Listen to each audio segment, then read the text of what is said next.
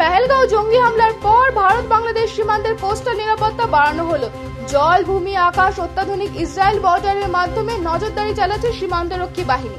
ইতিমধ্যে কেন্দ্রীয় স্বরাষ্ট্রমন্ত্রীকে গোয়েন্দা দপ্তর জানিয়েছে বাংলাদেশের আকাশ ব্যবহার করে ভারতকে আক্রমণ করতে পারে জঙ্গি সংগঠনগুলো।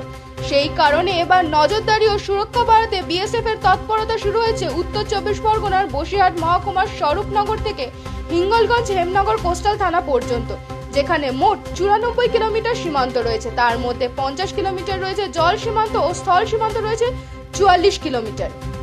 তার মধ্যে যাতে সুরক্ষা নজর এড়িয়ে জঙ্গি সংগঠনগুলো জল, আকাশ অথবা ভূমি ব্যবহার করে সন্ত্রাসবাদী কার্যকলাপ না করতে পারে তার জন্য অতিরিক্ত বাহিনী মোতায়েন করা রয়েছে।